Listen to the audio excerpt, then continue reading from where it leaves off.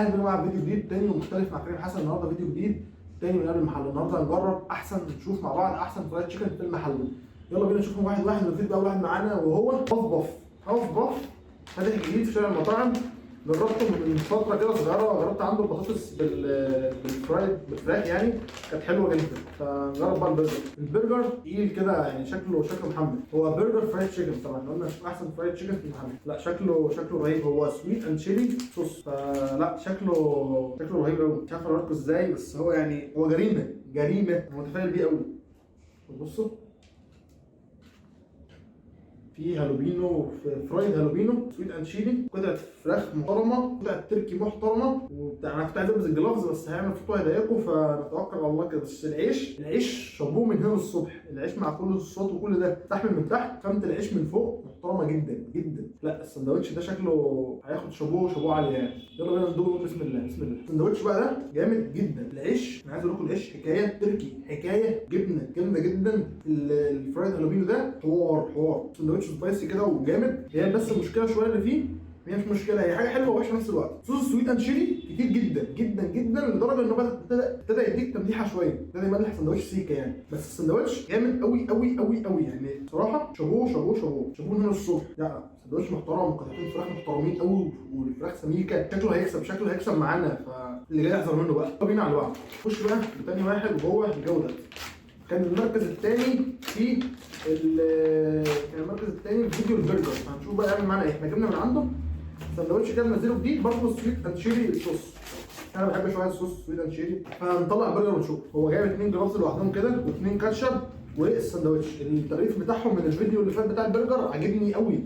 الورقه سميكه كده وماسكه نفسها وبصراحه شكلها حلو يعني. بس الفكره يعني انا فتحت السندوتش اهو، عايز اكله زي كده. المفروض تقلبه بقى، المفروض تحطه لي مقلوب معدول عشان اعرف اكله. بس هو السندوتش ده المفروض الفراخ بتطلع تنزل في صوص سويت اند تشيلي، وبعدين تبدا تحط عليها كول سلو. بس انا شمه ريحه صويا صوص. عارفين ريحه النودلز الكوري الحار اللي كنا مصورين في كام فيديو كده، اللي هو الاكس 3؟ نفس الريحه. انا شامم ريحه وحشه جدا. بصوا هو قطعتين فراخ محترمين بصراحه، برضه شويه كول سلو جوه كده. مش عارف ابين لكم ولا لا، بس انا هحاول ابينه لكم كده.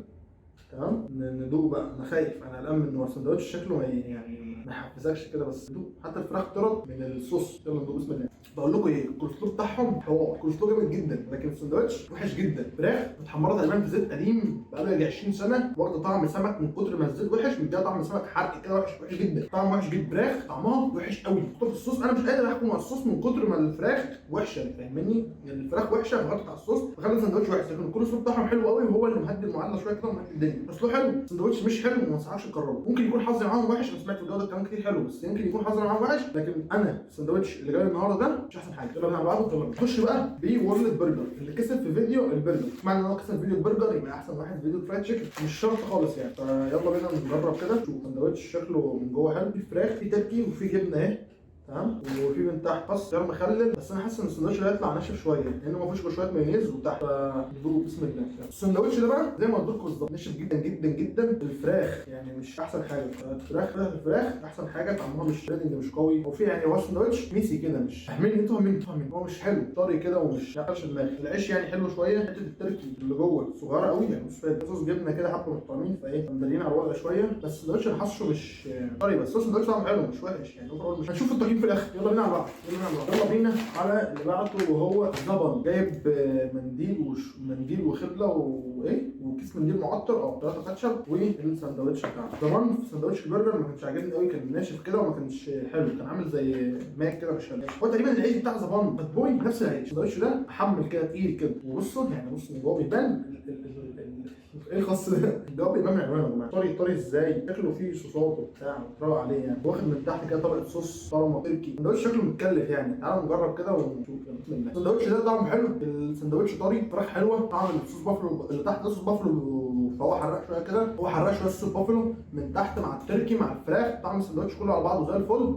المشكله الوحيده اللي فيه ان اللي فوق ده مستردة، فالمستردة كتير فمجزعاه شويه كده. فانت لو ممكن تجيب منه نوع تاني، حاجه تانيه يعني بالمستردة هيبقى احسن. فده يعني نوع حروقه كده وحلو جدا، بس المستردة قافلين شويه. يلا على بعض. يلا بينا بقى على اخر واحد وهو فات بوي. تحس ان الكيسه تقيله كده، وتحس ان السندوتش هيبقى تقيل يعني. يلا بينا نطلع. حاطين مع السندوتش علبه صوص تشيلي صوص، مش عارف ده تبع السندوتش المفروض احطها عليه بقى ولا، بس انا احطها عليه يعني عموما، لان مش فاكر بصراحه السندوتش ده كان اسمه ايه، يعني كاتشات كتيره فكله دخل في بعض فمش فاكر الاسامي، فهحط ده خلاص على السندوتش من فوق نجربه مع السندوتش. جايبين كمان ست 4 جرافزات، ساعات 4 عليه، وجايبين 6 كاتش ان شاء الله، يعني جايبين كميه كبيره يعني. فنفتح بقى ده كده ونشوف. برضه تفتحه مقلوب كده ومعدول بقى، افتحه انا المفروض الاقيه معدول، ملوش مقلوب. طبعا العيش شكله كويس يعني، انا بقى نفتحه. بس هو جواه اصلا سويت شيلي ولا جواه ايه ده؟ جواه سويت شيلي ده زياده يعني، لو عايز تزود ولا حاجه يعني، لو كده يبقى حركه حلوه قوي منهم يعني. انا هزود عشان بحب السويت شيلي صراحه زياده. ننزل بقى بالسويت شيلي هنا كده.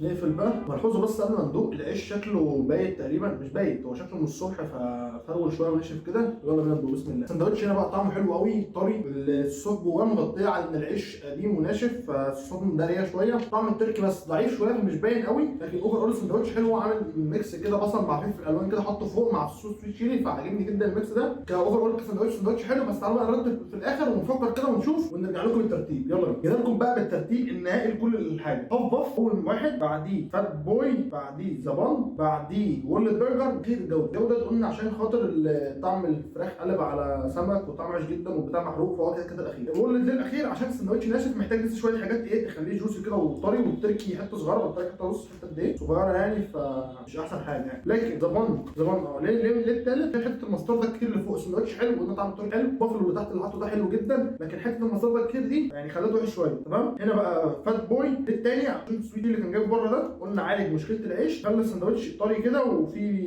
تركي وكده، فطعم السندوتش حلو مش وحش. لو كده بقى في الاربعه دول العيش بتاعهم عادي، مش حلو مش وحش يعني، العيش كله عادي، تحسوا بيجيبوا من الموردين اللي هو العاديين. لكن ده باين عيش يا جماعه، لونه باين يا جماعه. العيش باين لما بتنظف في المكونات، بتنظف نفسك في العيش وكده، لون العيش باين. العيش لونه باين جدا مختلف، تحسه واخد وش الذهبي كده، ذهبي من فوق كده، شكله حلو محترم. فصراحه طب هو السندوتش مليان صوص من جوه، فراخ ما تخين، تركي كتير، تركي جدا، وهالوبينو البقليه دي اختراع جامده جدا. شابوه يعني. انا نصيحه مني والله اي حد عايز ياكل سندوتش فرايد تشيكن من بره، سندوتش ستريبس او بانيه من بره، لازم السندوتش لازم تروح تجرب هاف باف. انا جربته مرتين كده، مره اجربه فيه صراحه يستحق المنافسه بالزياده والله العظيم، عشان حاجه ولا اعرفهم ولا يعرفوني، بس فعلا مطعم يستحق الدعم. بيقدم كواليتي حلوه جدا، بكميات حلوه جدا، بسعر حلو جدا. فلازم تروحوا تجربوا هاف باف، لازم تروحوا تجربوا هاف باف. بس كده ما تنساش تضغط لايك وشير وسبسكرايب في القناه عشان على طول. ما تنساش سبسكرايب عشان عايزين نوصل 1000 سبسكرايب